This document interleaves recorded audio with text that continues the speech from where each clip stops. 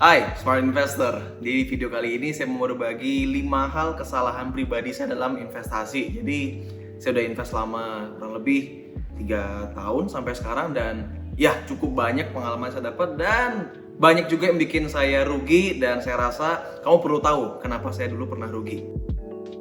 Oke, jadi ini 5 kesalahan saya dalam investasi, langsung aja ke poinnya. Jadi yang paling pertama, dan ini nggak cuma saya sendiri, semua orang melakukannya, mungkin Anda juga, yang dimana kita investasi itu langsung ngegas tanpa ada belajar terlebih dahulu. Ada sebuah patah yang bicara seperti ini, ibarat kamu saya kasih tugas untuk menebang sebuah pohon, lalu kamu saya kasih bekal yaitu sebuah kapak untuk bisa nebang pohon tersebut. Nah, setiap orang punya dua pilihan, antara mereka menggunakan waktunya, spare waktu untuk asah kapak tersebut, baru kemudian mereka memotong pohonnya, atau ada juga yang kedua, langsung main hajar aja ngegas, yang dimana hasilnya nggak tahu juga, belum maksimal. Nah, itu ibarat yang sangat relevan menurut saya, karena kebanyakan orang ketika dengar, wah invest saham bagus nih, invest forex bagus nih, langsung main hajar kayak gitu aja, nggak mau sabar, nggak mau ikutin prosesnya, dalam artian nggak mau ngasah kapaknya dulu ya, asah pikiran kalian, cari ilmunya, pelajari dulu, seperti gimana sih skema investasinya. Dan itu menjadi kesalahan yang sangat fatal. Jadi ujung-ujungnya saya malah bukan investasi tapi malah saya judi di sana. Lalu yang kedua, mindset seperti judi. Bahasa kerennya judi di investasi itu disebut sebagai spekulasi. Itu cuma bahasa keren doang, tapi intinya sama-sama judi. Nah, kebanyakan orang atau kita terutama di Indonesia ini kita sudah terbiasa melakukan yang namanya judi. Walaupun saya sebenarnya nggak pernah melakukan pada dunia real, tapi teman-teman banyak. Contohnya seperti apa sih? Ada yang taruhan bola misalkan. Nah, kebanyakan dalam investasi banyak orang yang mindsetnya seperti itu, atau secara tidak sadari mereka melakukan seperti itu. Let's say Anda mau investasi di forex, lalu Anda bingung nih, saya mau transaksi di USD atau di euro ya? Nah, seharusnya kita lakukan adalah kita kan harus analisa dulu USD seperti apa sih, euro seperti apa sih. Tapi yang terjadi faktanya adalah mindset yang keluar tuh ibarat kita seperti taruhan judi bola nih, kira-kira yang menang Manchester United atau Barcelona ya, kita milih tuh. Kayak gitu yang terjadi. Jadi antara USD atau euro ya, kayaknya feelingku euro deh bakal naik. Nah, itu sering terjadi. Dan yang lebih ngeri lagi karena ini terjadi tanpa disadari teman-teman, karena itu udah menjadi human nature. Itulah sifat alami manusia. Jadi teman-teman harus bisa tahan-tahan diri, jangan sampai spekulasi, bedakan. Next, yang ketiga, fear of missing out atau disebut sebagai FOMO. Ini adalah sebuah kondisi psikologis di mana kita ini takut ketinggalan sebuah peluang kesempatan, teman-teman. FOMO ini terjadi di mana-mana, tidak hanya di investasi. Di bisnis juga terjadi. Hobi misalkan, ketika semua orang lagi keren, misalkan lagi keren nge-gym, semua orang ikut nge-gym. Lagi tren bisnis, let's say bisnis kopi, semua orang bikin kopi. Investasi juga sama. Lagi ngetren di kripto, ya udah semua orang masuk ke kripto. Nah, alasannya kenapa bisa terjadi FOMO ini? Karena kita tergiur oleh hasil yang bisa diberikan dari tindakan kita tersebut. Sekarang banyak orang yang pamer cuan di kripto, di saham, di forex. Ya saya salah satunya sih.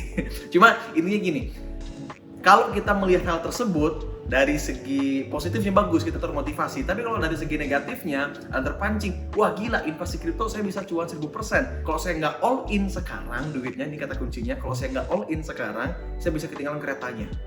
Itu terjadi sama teman-teman semua dan kebanyakan sosial. Jadi kemarin sempat yang lagi ngetren Doge ya oleh Elon Musk. Ketika Doge lagi di pump, semua orang takut ketinggalan keretanya. Semua orang berbondong-bondong nyiapin tabungannya, diambil, depositonya dicairkan, aset lainnya dicairkan, dimasukin ke Doge, di pump oleh si papa Elon Musk, kemudian di-dump sama mereka. Alhasil apa?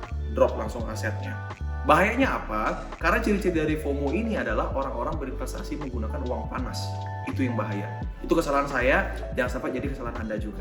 Lalu yang keempat, orang-orang nggak punya tabungan atau dia nggak punya asuransi. Pengalaman saya dulu adalah ketika saya berinvestasi, investasi ini kan ada jangka waktu teman-teman ya, nggak bisa naruh sekarang besok panen, nggak bisa, nggak kayak gitu. Paling nggak ya sebulan, 2 bulan, 3 bulan itu kalau pun kita trading. Kalau kita invest kayak di saham ya setahun. Artinya kalau kita investasi untuk jangka panjang selama 1 tahun, pastikan selama 1 tahun tersebut Anda sudah punya cash atau dana cadangan yang bisa Anda gunakan untuk kebutuhan sehari-hari. Jangan sampai Anda nih, aduh saya kelaparan, saya nggak punya uang, terus ujung-ujungnya apa? Udah saya jual saham aja lah. Ya kan rugi bos, boncos, investasi nggak bisa maksimal di sana. itu sering terjadi. Lalu yang terakhir nomor 5, orang-orang jarang banget melakukan yang namanya diversifikasi. Itu penting banget bos. Ibarat dalam sebuah quotes, don't put all your eggs in one basket, kayak gitu ya. Nah ini penting. Banyak orang yang fanatik oleh salah satu instrumen, contoh forex aja, kripto aja, saham aja. Yang masuk di saham, forex jelek, kripto jelek. Yang masuk di kripto, forex jelek, saham jelek. Teman-teman, nggak ada yang jelek, nggak ada yang bagus. Itu semua ada profil risiko masing-masing.